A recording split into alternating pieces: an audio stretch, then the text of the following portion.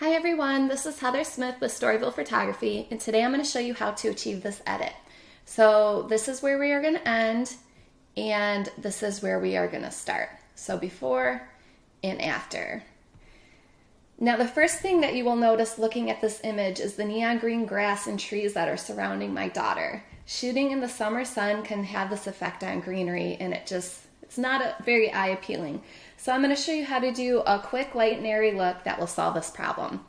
The first thing I'm going to do is come over to the Storyville Spring Green presets and select Spring Green number 10. And then I'm just going to come over to the adjustments, and I want to push my shadows up all the way.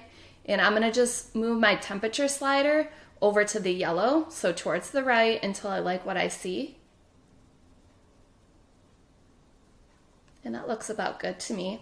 So you could be done right there with just the preset and a couple adjustments, the before and after. But I'm going to take it a step further and pull it over into Photoshop. So now that I'm over in Photoshop, the first thing I want to do is select my background layer and make a copy, Command J. And then I want to grab my clone stamp, and I want to get rid of this hot patch right in front of her. So all I need to do is make sure it's at 100% opacity and flow, and sample over here by hitting the option and click down, and then just kind of pull it over the spots that I don't like. There, before and after, super easy, and it makes a huge difference. Now the next thing I want to do is flatten my image, so go to Layer, Flatten Image, and make another copy, Command J, of the background layer. And then I'm going to go up to my filters and my camera raw filter. Let me size that down so you can see what I'm doing. Okay, and then I'm going to go over to my presets again. I love stacking my presets. I do it on almost every image these days. So I started with the Spring Green presets in Lightroom, and I'm going to go into my Simplicity, and then I'm going to hit the Simplicity 2. And what's really great about using presets in Photoshop is you can adjust the opacity on like its own layer, and you can also mask off areas that you don't want. In this case, I'm going to leave it at about 61%. Looks good.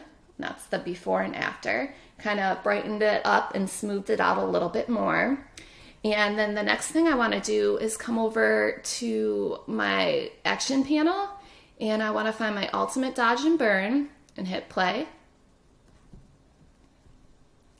And I've walked you through the Ultimate Dodge and Burn so many times, so I'm going to just quickly go into the environment here.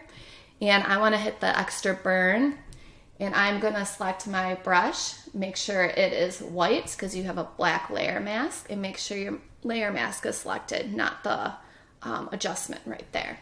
And I'm going to size it up by using my right bracket key, and I'm just going to paint over the tree trunk a little bit in some of these like blown out areas. They're not going to go away because they were blown out to begin with. I shot this image about 5 p.m. on an August evening, and in Michigan, where I was visiting, the sun doesn't really set till like 10, so it was still really, really bright. But I wanted to show this example to you guys because I know it's hard for families to wait till like 8 or 9 at night with little kids. So if you are going to shoot midday, just make sure that you have open shade and pretty light, and it will go far. But sometimes you can't avoid some of the blown out area. Okay, and now I just want to desaturate her face a little bit. It kind of took on a little bit too much warmth. There we go. So that's the before and after with the Dodge and Burn. Now I'm going to come back over to my Actions panel and go to the Storyville Retouch and select the Brighten Skin and Eyes. Hit play. I'm going to open up the group, and I'm going to first go into the Brighten Eyes. I'm going to zoom in so you can see what I'm doing. Soft white brush at 100% opacity, and I'm going to just click right there. And then if you want to mask any of it off, like as you can see, I ran over a little bit with the brighten up. I'm just going to hit the X button, and that will turn it to a black brush, and I'm going to wipe that off. Back to the white, and I'm going to reduce the opacity for this eye because it's already a little bit brighter than the other side. Now I want to come over to the brighten catch lights, crank that up, zoom in a little bit more, and I'm just going to dab it on the catch lights. And I like to go from 0 and just kind of crank it up a little bit to see where my eye likes it. And that looks good to me, before and after. Zoom out. And then a couple more things I want to do. I'm going to flatten this, layer and flatten. And then I want to run the painterly action. So I'm going to come over here, find the painterly, hit play.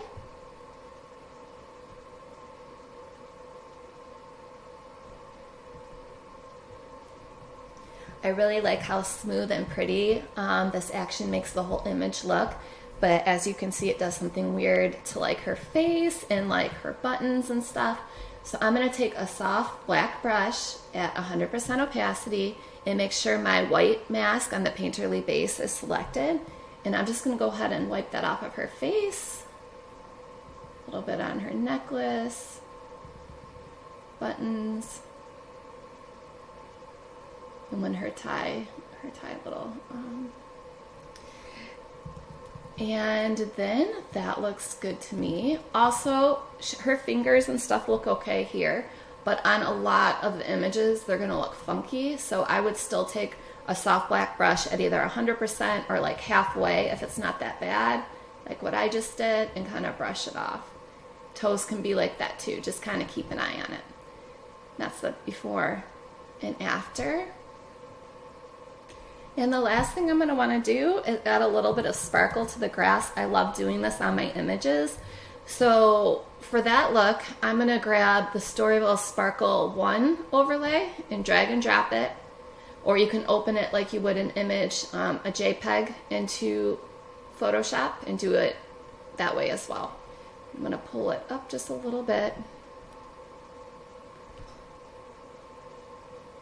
And then I'm going to like the look, but I don't want any of the color in it. So I'm going to go into my adjustments, hit the Hue and Saturation adjustment, this downward arrow so it only affects this overlay, and I'm going to desaturate it completely.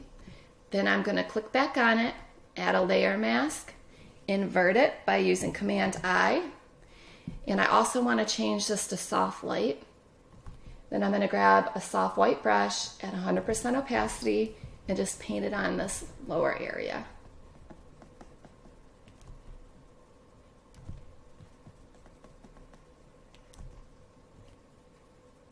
And if you want it to pop just a little bit more, come over to the adjustments, take a curved tonal adjustment, downward arrow, and just pull down the midtones a little bit. And there we go, we have it, guys. So this is where we started, and this is where we are finished, before and after. You can find everything I used here today at www.storyvillephotography.com. Thanks, have a great day, bye.